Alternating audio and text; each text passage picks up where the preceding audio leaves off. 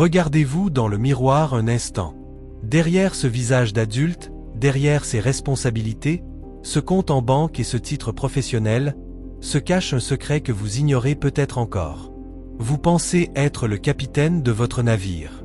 Vous pensez que vos décisions de carrière, vos choix amoureux et vos réactions face au stress sont le fruit d'une réflexion mûre et logique. Mais la vérité est bien plus troublante. La plupart du temps, vous n'êtes pas celui qui tient les commandes. Le véritable pilote est un petit garçon ou une petite fille de 6 ans qui vit encore à l'intérieur de vous, tapi dans l'ombre de votre inconscient. Cet enfant intérieur n'est pas une métaphore poétique. C'est une réalité neurologique et psychologique. C'est la somme de toutes vos expériences précoces, de vos besoins non comblés et de vos blessures silencieuses. Si vous vous demandez pourquoi vous vous mettez dans une colère noire pour une simple remarque de votre conjoint, ou pourquoi vous ressentez une angoisse paralysante à l'idée de demander une augmentation, cherchez l'enfant. C'est lui qui réagit. C'est lui qui a peur. C'est lui qui sabote votre bonheur adulte parce qu'il essaie désespérément de se protéger d'une douleur qu'il a connue il y a 30 ans. Dans cette exploration profonde, nous allons lever le voile sur ce maître marionnettiste invisible. Nous allons comprendre comment vos premières années ont écrit le script que vous jouez encore aujourd'hui, et pourquoi, tant que vous n'aurez pas rencontré cet enfant, vous resterez prisonnier d'un passé que vous croyez pourtant avoir oublié. Pour comprendre ce mécanisme, il faut réaliser que le cerveau d'un enfant est comme une éponge émotionnelle. Entre 2 et 7 ans, nous ne percevons pas le monde avec logique, mais avec un ressenti pur. À cet âge, nous n'avons aucun filtre. Si un parent est absent, colérique ou simplement émotionnellement indisponible, l'enfant ne se dit pas que le parent a des problèmes personnels. L'enfant conclut, de manière brutale et définitive, « Je ne suis pas assez bien pour être aimé ». Cette conclusion devient alors une vérité absolue, une fondation sur laquelle toute la personnalité adulte va se construire. Pour survivre à ce sentiment de vide, l'enfant développe des stratégies de défense. Certains deviennent des perfectionnistes acharnés pour obtenir une miette d'approbation. D'autres deviennent invisibles, effaçant leurs propres besoins pour ne pas déranger. D'autres encore deviennent des rebelles, attaquant avant d'être attaqués. Le drame, c'est que ces stratégies de survie, qui étaient utiles dans le salon de vos parents, sont devenues des prisons dans votre vie d'adulte. Vous continuez à porter une armure qui ne vous va plus, mais vous avez tellement peur de la retirer que vous préférez étouffer à l'intérieur. Ce que la psychologie appelle l'enfant intérieur est en réalité un état du moi qui s'est figé dans le temps. Lorsqu'un enfant vit une expérience trop intense pour ses ressources émotionnelles, une partie de sa psyché s'arrête de grandir. Elle reste bloquée à l'instant précis du choc ou de la carence. C'est ainsi que vous pouvez être un chef d'entreprise respecté de 40 ans, capable de gérer des millions d'euros, mais redevenir instantanément un petit être terrifié et impuissant dès que quelqu'un hausse le ton. Dans ces moments-là, votre néocortex, la partie rationnelle de votre cerveau, est littéralement court-circuitée par votre système limbique. Vous subissez ce qu'on appelle un détournement émotionnel. L'adulte disparaît, et c'est l'enfant blessé qui prend la parole avec ses mots, ses larmes et sa logique binaire. Ce décalage entre votre apparence physique et votre âge émotionnel est la source de la plupart de vos souffrances relationnelles. Vous demandez à votre partenaire de combler un vide que seuls vos parents auraient pu remplir, et vous le blâmez de ne pas réussir l'impossible. Vous ne cherchez pas un amant, vous cherchez inconsciemment le parent qui vous a manqué, condamnant ainsi votre relation à l'échec avant même qu'elle ne commence. L'une des manifestations les plus flagrantes de ce contrôle est ce que nous appelons la compulsion de répétition. C'est ce phénomène étrange qui vous pousse à choisir, encore et encore, le même type de partenaire toxique ou indisponible. Pourquoi un adulte intelligent s'infligerait-il une telle torture? Parce que l'enfant intérieur cherche une fin différente au vieux scénario. Il se dit, si je réussis à me faire aimer par cette personne qui ressemble à mon père ou à ma mère, alors je serai enfin guéri, alors je prouverai que j'ai de la valeur. C'est une quête désespérée et inconsciente de rédemption. Vous recréez le traumatisme dans l'espoir de le maîtriser. Mais comme on ne peut pas changer le passé en manipulant le présent, vous ne récoltez que de nouvelles cicatrices. Vous vivez dans une perpétuelle, incapable de voir les gens tels qu'ils sont réellement, car vous ne voyez que des projections de vos figures d'autorité enfantine. Votre vie actuelle n'est souvent qu'un théâtre d'ombre où vous rejouez sans cesse la même scène. espérant un miracle qui ne vient jamais. L'enfant intérieur contrôle aussi votre rapport au succès et à l'argent. Si, petit, vous avez intégré que briller était dangereux ou que l'argent était la source de tous les conflits familiaux, vous vous saboterez systématiquement dès que vous approcherez de la réussite. Votre enfant intérieur craint que le succès ne l'isole ou ne le rende la cible de la jalousie, alors il tire sur les freins. Il préfère la sécurité de la médiocrité à l'incertitude du sommet. Ce sont ces mécanismes qui créent ce sentiment persistant d'être un imposteur. Même quand les preuves de votre valeur sont là, vous ne les voyez pas, car l'enfant à l'intérieur de vous continue de murmurer que vous n'êtes qu'un petit intrus qui va finir par être démasqué.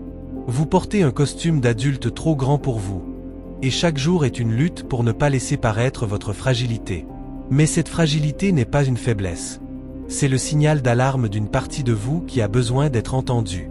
Dans la suite de ce voyage, nous allons voir comment identifier les déclencheurs qui réveillent cet enfant et comment commencer à dénouer les fils de cette marionnette émotionnelle.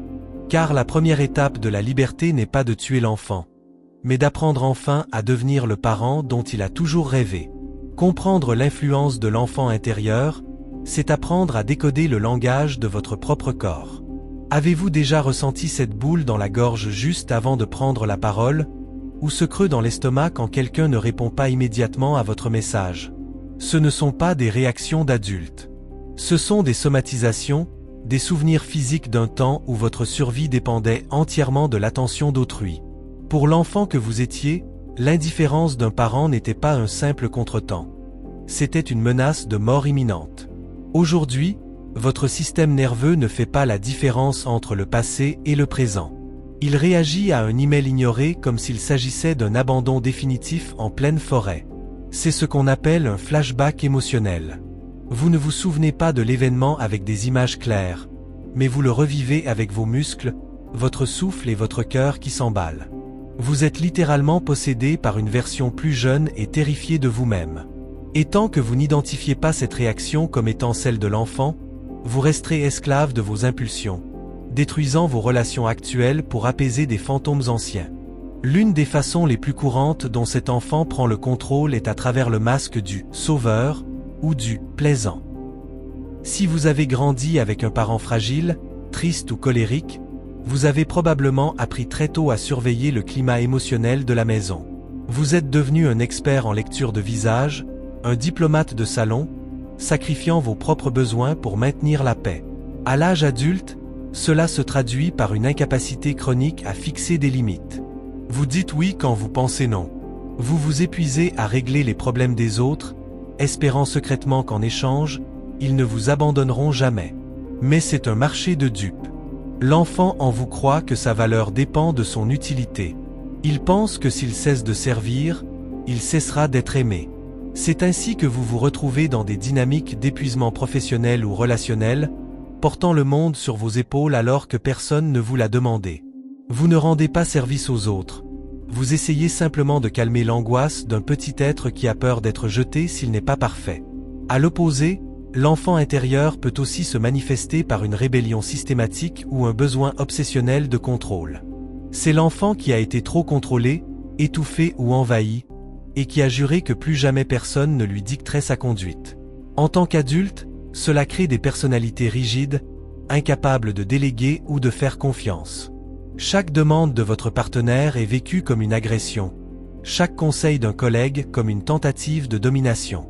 Vous vous battez contre des ombres, voyant des tyrans partout parce que vous n'avez pas encore fait la paix avec le tyran de votre enfance. Votre soif de pouvoir ou votre isolement volontaire ne sont que des forteresses construites par un enfant qui veut s'assurer que personne ne pourra plus jamais l'atteindre. Mais une forteresse est aussi une prison. En refusant la vulnérabilité, vous vous interdisez l'intimité réelle. Vous gagnez toutes les batailles, mais vous finissez la guerre seul, dans le froid d'une autonomie qui ressemble étrangement à l'abandon que vous fuyiez. Le plus grand pouvoir de l'enfant intérieur réside dans le déni. Nous aimons croire que nous avons eu une enfance normale ou heureuse, et nous minimisons souvent nos blessures en disant que d'autres ont vécu pire. Mais l'inconscient ne fait pas de comparaison. Pour un enfant, le simple fait d'avoir dû cacher sa tristesse pour ne pas contrarier sa mère est un traumatisme. Le fait d'avoir été comparé sans cesse à un frère plus brillant est une blessure d'identité. En niant ces réalités, vous donnez à l'enfant le droit de hurler plus fort à travers vos symptômes. Votre anxiété, votre insomnie, vos addictions ou votre sentiment de vide ne sont que les cris d'un enfant enfermé dans une cave et à qui on refuse de parler. Plus vous essayez d'être un adulte rationnel et fort en ignorant votre histoire, plus l'enfant sabotera vos efforts. Il ne veut pas vous détruire, il veut simplement exister. Il veut que vous reconnaissiez enfin que, oui, c'était dur, oui, vous avez eu peur, et non, ce n'était pas de votre faute. Le tournant de votre vie se produit au moment où vous commencez à observer vos réactions avec curiosité plutôt qu'avec jugement. Au lieu de vous dire « je suis stupide d'avoir peur », commencez à vous demander « quel âge a la partie de moi qui a peur en ce moment ?» En faisant cela, vous créez une distance salutaire. Vous n'êtes plus l'enfant, vous êtes l'adulte qui observe l'enfant. C'est le début de la désidentification. Vous commencez à voir que vos colères ne sont pas votre personnalité, mais les cris d'un petit être qui se sent injustement traité. Vos fuites ne sont pas de la lâcheté, mais le besoin de sécurité d'un petit être qui a été trop exposé. Cette prise de conscience est le premier pas vers la reprise de pouvoir. Vous cessez d'être la marionnette pour devenir le spectateur, puis, progressivement, le metteur en scène. Dans la dernière partie, nous verrons comment engager le dialogue avec cet enfant et comment devenir, pour vous-même, le parent protecteur et aimant que vous avez toujours attendu. Car la clé de votre futur ne se trouve pas devant vous, mais dans la main que vous tendrez à ce petit être qui attend dans l'ombre de votre passé.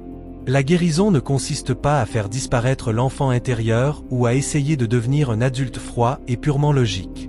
Ce serait comme essayer de couper vos propres racines pour mieux pousser. La véritable libération commence lorsque vous cessez de fuir cet enfant et que vous décidez de vous asseoir à ses côtés.